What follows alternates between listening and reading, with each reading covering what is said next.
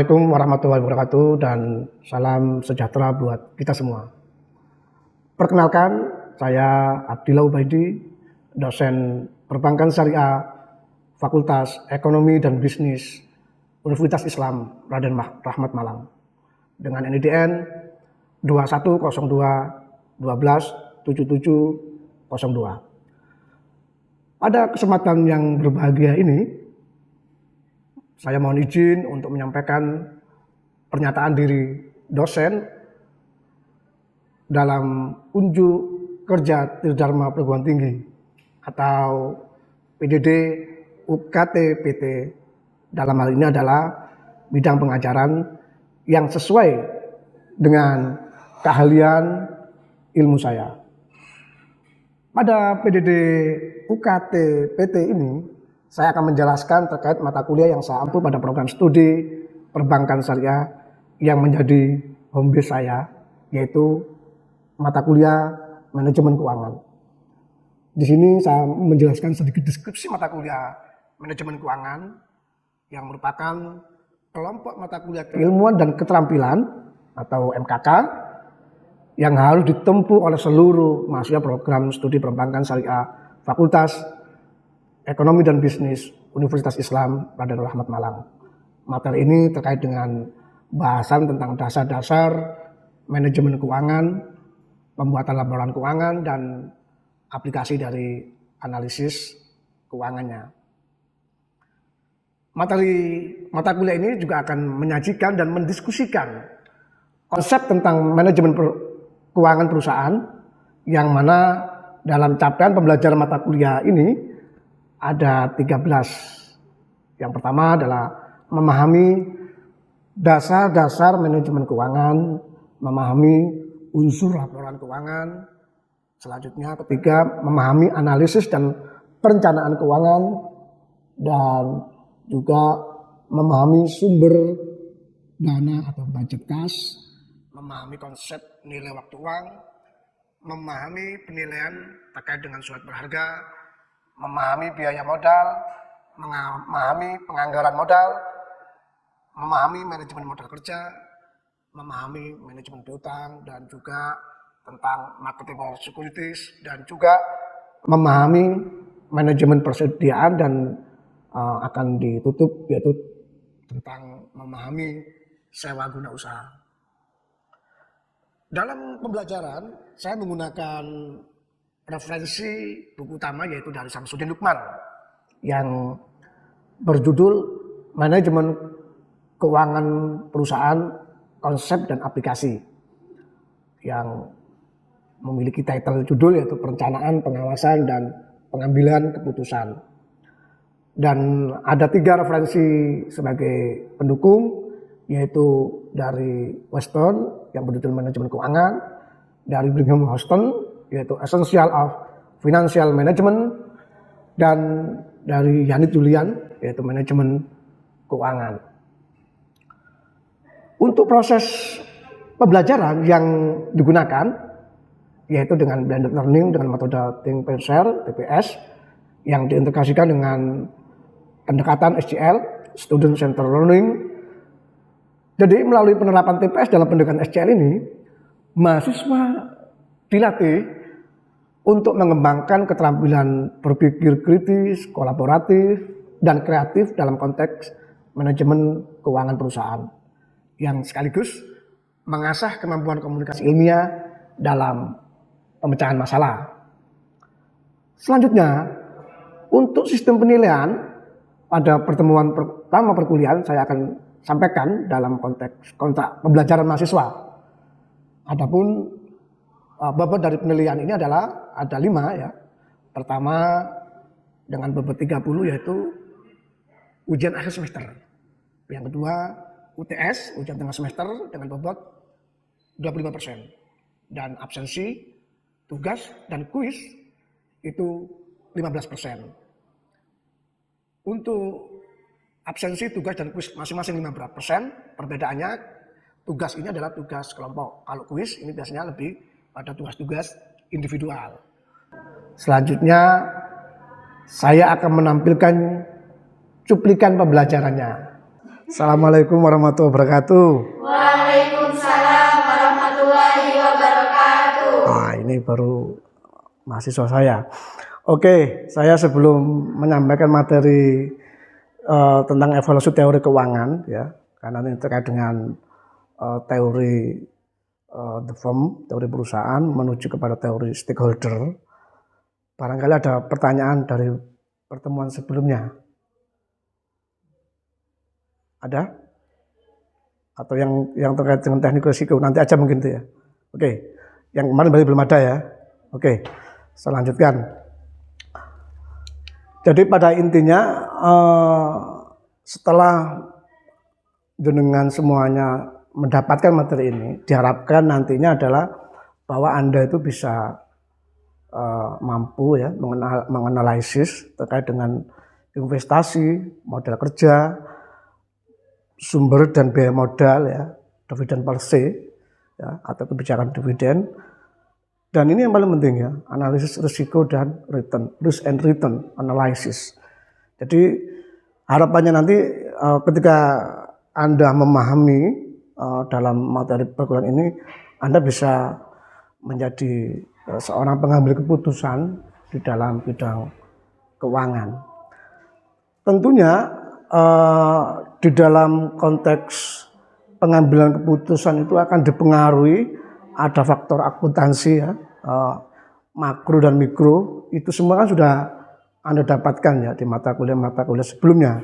Maka mata kuliah ini pastinya Anda sudah mendapatkan pengantar akuntansi, ekonomi makro dan ekonomi mikro, serta di sini adalah Anda dengan semua sudah memahami tentang manajemen pemasaran, produksi dan metode kuantitatif. Karena ini semua menjadi pendukung ketika akan mengambil keputusan. Konsep dari manajemen keuangan ataupun dasar dari pengambilan keputusan ini harus ceteris paribus. Harus ada konsep dasar yang mendasari. Pertama, tidak ada broker cost. Artinya ketika masuk ke pasar atau mengambil keputusan itu tidak ada biaya. Kedua, tidak ada pajak. Pajak di sini dalam artian adalah bukan pajak penghasilan atau pendapatan ya. Pajak memasuki pasar modal atau pasar keuangan. Karena dia ada. Termasuk juga banyak pembeli dan banyak penjual. Jadi tidak monopolistik ataupun monopsoni. Itu paling penting. Dampaknya tentunya tidak ada yang namanya price maker, tapi price taker. Karena dia hanya mendapatkan pricingnya dari dialektika pertemuan antara supply and demand di dalam pasar. Karena adanya banyak penjual, adanya banyak pembeli. Dan tentunya karena ada faktor 3-4 itu memunculkan akses yang sama kepada pasar. Ya. Karena semua orang tidak ada barrier to entry. Karena semua mempunyai akses yang sama di dalam memasuki pasar modal atau pasar uang. Terus yang penting lagi, no information cost. Artinya biaya terkait untuk mendapatkan informasi itu tidak ada. Artinya tidak ada mafianya lah. Artinya kalau nanti ada mafia, pihak tertentu mendapatkan informasi, pihak lain tidak mendapatkan informasi. Artinya no information cost. Terus yang ketujuh adalah homogeneous expectation. Artinya sama. Orang yang memasuki pasar modal atau pasar uang di dalam pengambilan keputusan ini ada kesamaan ekspektasi, yaitu maksimasi dari kapitalisasi perusahaannya. Ya. Dan terakhir, tidak ada biaya yang berkaitan dengan financial distress. Kenapa? Kalau ada, ini berarti kan nanti ada orang yang ingin, perusahaannya ingin dibuat distress atau tidak, itu kan nanti menjadi pasar yang tidak efisien. Kira-kira begitu. Selanjutnya, dalam konsep di sini juga perlu dipahami bahwasanya ada teori keuangan yang pada prinsipnya bagaimana perilaku individual itu sendiri. Ya, kalau kita mungkin dengan belajar ekonomi makro mikro pasti sudah selesai dengan manusia sebagai homo economicus. Ya. Artinya orang itu cenderung akan mencari atau mendapatkan keuntungan. Ini pada dasarnya orang berperilaku seperti itu. Terus yang kedua, ini juga yang paling penting bahwa teori yang lebih formal untuk mempelajari perilaku atau perusahaan.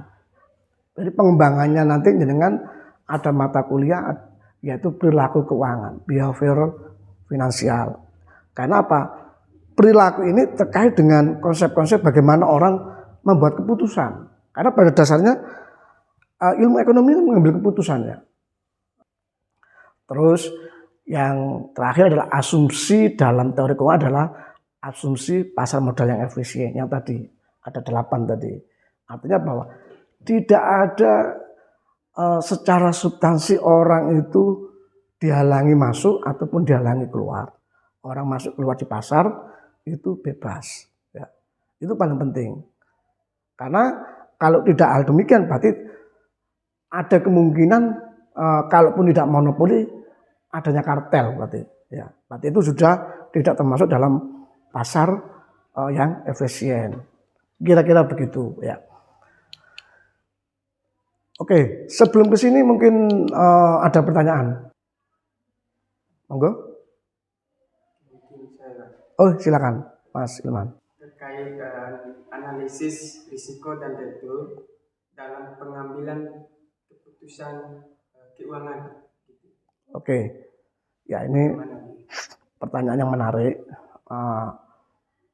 Tidak apa-apa ya. Jadi ini sebenarnya nanti ada bab selanjutnya yaitu keputusan investasi. Ya, tapi tidak apa-apa ya. Ini akan saya jawab pertanyaan yang menarik ini. Keputusan keuangan itu juga akan didasari pada analisis risk and return. Risk adalah risikonya, return adalah ekspektasi yang diharapkan. Dan keduanya ini memiliki korelasi yang positif. Semakin tinggi risk, semakin tinggi risiko berarti semakin tinggi juga returnnya. Semakin tinggi return yang kita ekspektasikan, berarti risikonya juga akan semakin tinggi. Nah ini pentingnya jenengan-jenengan ini, anak-anak milenial ini ya, yang sangat dekat dengan dunia online, itu kan sering ya, ada tawaran-tawaran investasi yang menarik, menawarkan keuntungan 100%, itu sudah tidak masuk dalam logika risk and return. Kenapa? Itu pasti akan mengarah kepada horor ya. Ada spekulasi karena risknya itu, returnnya itu sudah di luar nalar ya. Mungkin iya, tapi itu pasti ada spekulasinya. Kenapa? Ketika returnnya ini katakanlah 100% atau 200%, investasi 1 juta menjadi 2 juta. Ini sudah akal sehat kita, kecerdasan finansial kita harus ingat pada ini. Ada analisis risiko dan return. Jadi di dalam saya sudah menyampaikan literatur di mata kuliah ini ya, termasuk saya sangat mengharapkan Anda membaca bukunya Brigham atau Weston ya. Itu ada 5 blok ya, 5 blok.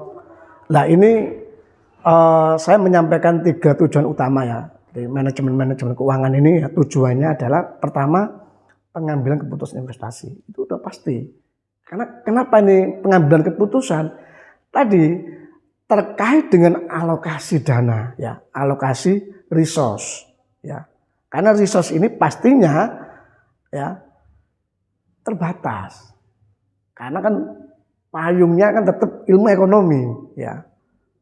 Walaupun tadi ya, walaupun perusahaan besar, orang kaya, terbatas tidaknya resource itu kan relatif ya. Tapi intinya bahwa pengambilan keputusan ini menyangkut keputusan alokasi dana, ya, baik berasal dari dalam perusahaan maupun dari luar maupun dari dalam ya. Artinya awal pertemuan itu kan saya menunjukkan ya bahwa ada mungkin masih ingat ya, ada orang yang kelebihan, ada orang yang kekurangan dana kan. Mereka bertemu di pasar, baik pasar keuangan maupun pasar modal. Sehingga diperlukan pengambilan keputusan. Ini pakai dana atau modal internal dari memanfaatkan dana-dana yang dimiliki, laba ditahan dan lain sebagainya. atau dari pasar modal atau dari uang. Terus yang kedua, pengambilan keputusan pembelanjaan atau pembiayaan investasi. Ini terkait dengan efisiensi ya. Nah, saya sering menyampaikan Anda harus clear dengan terma efisiensi dan efisien ya. Ini dipahami ya. Karena ini terkait dengan yang namanya resource, berarti ngomongnya adalah efisien, ya, tidak efektif, tapi efisien. Ya. Yang terakhir yaitu tentang kebijakan dividen, keputusan taktis dan strategis terhadap laba yang diperoleh, laba yang diraih. Karena laba yang didapatkan itu sebenarnya kan akan terakumulasi dan terkapitalisasi menjadi aset perusahaan. Ya. Pertanyaannya di dalam konteks bagaimana maksimasi pada pemegang saham, ini kan harus dipikirkan. Ya. Apakah ini untuk perusahaan semuanya atau untuk dividen? Karena ingat bahwa dividen ini haknya pemegang saham. Jadi, kalau pemegang saham ini nggak dikasih dividen juga akan teriak. Kalau terlalu banyak dividen dikasihkan ke pemegang saham, perusahaan tidak punya akumulasi labanya tidak akan didapatkan. Artinya labanya ini kan ketika dapat, mestinya ini kan terakumulasi menjadi kapital dari perusahaan itu kan. Tapi ketika diberikan kepada pemilik saham, pemegang saham, berarti kan semakin kecil kapitalisasi dari laba yang diperoleh. Nah, makanya perlu, sehingga di sini adalah keputusan taktis ya. Taktisnya apa? Karena ini harus dikeluarkan secara operate, itu memang menjadi haknya pemegang saham, ya, pemilik perusahaan. Tapi setelah strategiknya ini, perusahaan juga harus berpikir, kalau ini hanya taktis ingin menyenangkan, karena memang tujuan tadi di awal ya, tujuan dari pengambilan keputusan untuk memakmurkan, ya, gampangannya menyenangkan, nah, menyenangkan pemilik perusahaan, pemegang saham, kan begitu. Nah, maka ini harus dilakukan pemilahan yang sifatnya taktis dan strategik. Tidak boleh taktis tok, tidak boleh strategik tok. Kalau strategik tok, nanti akhirnya akan tidak ada kepuasan dari pemilik perusahaan. Karena dividen ini kan memang hak daripada pemegang saham. Ketika memang perusahaan itu memperoleh keuntungan. Sehingga teorinya berkembang. Ya, teorinya berkembang tidak pada bagaimana memaksimalkan pemegang saham atau pemilik perusahaan tadi, tapi berevolusi menjadi maximization of stakeholder. Jadi stakeholdernya ini tetap dimaksimalkan, tapi ada maksimum juga yaitu terkait dengan stakeholdernya. Jadi kalau stakeholder atau shareholder ini adalah pemilik, tapi tadi disampaikan dari tujuan manajer keuangan tidak sekedar ya. Artinya tidak sekedar itu berarti kan tetap tidak boleh melupakan. Ya. Kalau teori awalnya dia adalah memaksimumkan pemegang saham, kemakmuran pemegang saham. Karena memaksimumkan profit itu maksudnya dapat bagian dividennya ini. Ya, artinya orang kalau dapat bagian hasil itu kan seneng, makmur kan. Nah, jadi tidak sekedar, ya, evolusinya di sini. Jadi tidak hanya memaksimumkan stockholder atau shareholder, ya, dalam maksimasi nilai perusahaan, tapi berkembang menjadi memaksimumkan kemakmuran stakeholder. Ya, kalau dulu itu shareholder atau stockholder berkembang memakmurkannya untuk memaksimasi atau optimum perusahaan itu, nilai perusahaan itu tidak boleh hanya stockholder tok atau shareholder tok, tapi juga stakeholder. Gampangnya begini, kalau perusahaan itu fokus kepada pemilik saham, dia akan tidak memperhatikan kemakmuran ataupun kepentingan daripada kayak supplier, ya kan, karyawan, ya kan, itu tidak akan diperhatikan. Nah, maka penting untuk memahami evolusi teorinya manajemen keuangan dari the form of theory ke stakeholder teori. Oke. Nah, ini sehingga perlu dipahami bahwa konteksnya adalah maksimasi perusahaan ada kemakmuran pemegang saham, dan nanti tentunya adalah harus dipahami adalah laba per sahamnya ini juga akan harus dihitung ya. Nah, terus yang paling penting lagi bahwa ketika go public ini berarti perusahaan itu memang mencari dananya dari masyarakat umum ya.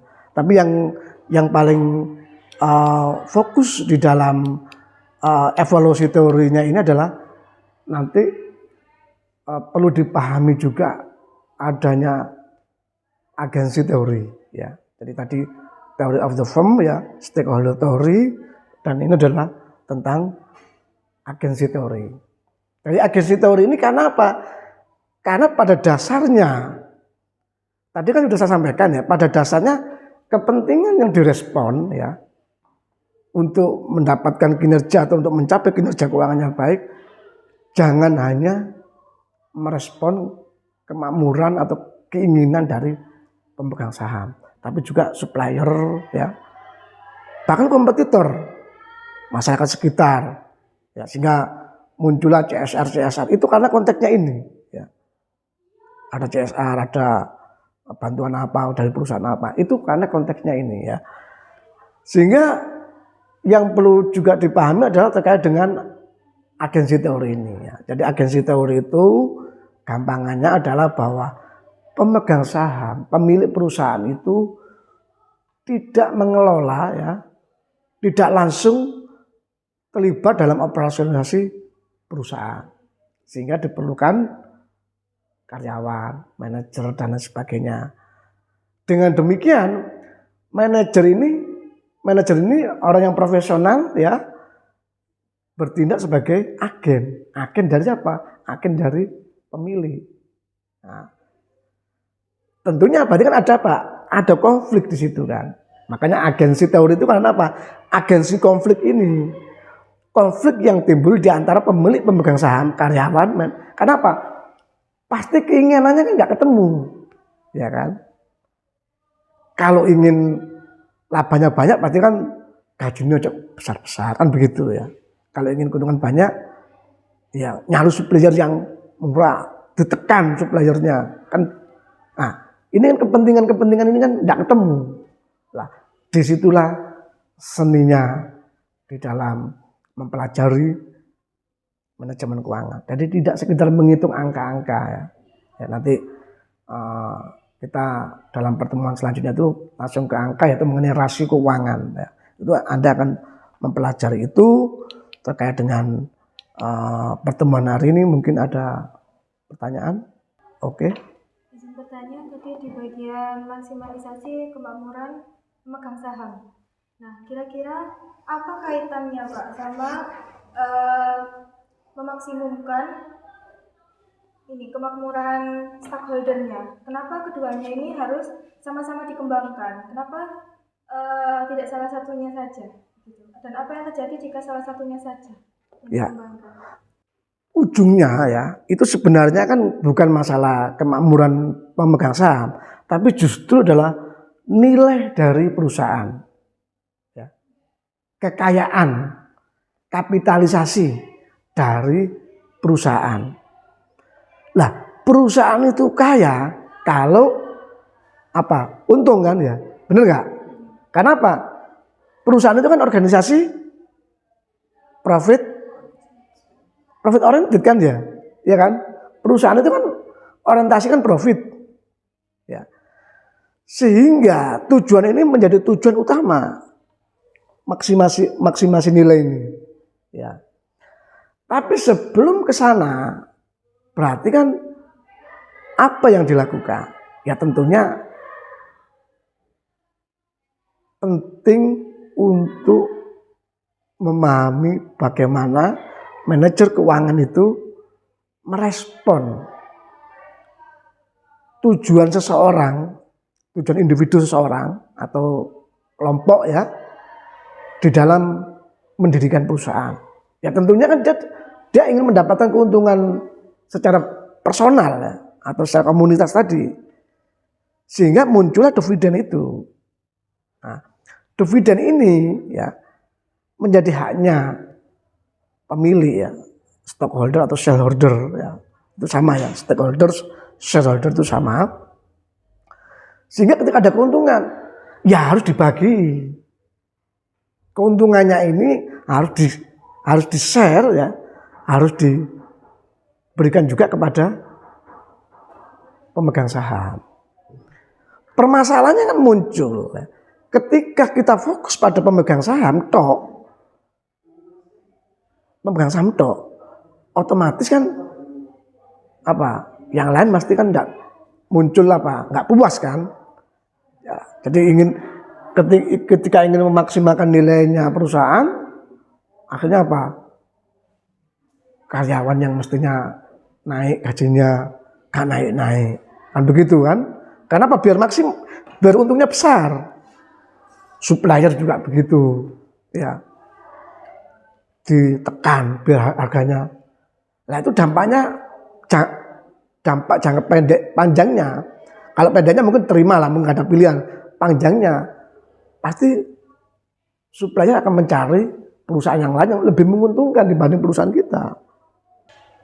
Kalau ada pertanyaan disimpan ya untuk pertemuan selanjutnya, dan saya ingatkan untuk pertemuan selanjutnya untuk segera buat kelompok, kita akan ada diskusi lebih lanjut ya.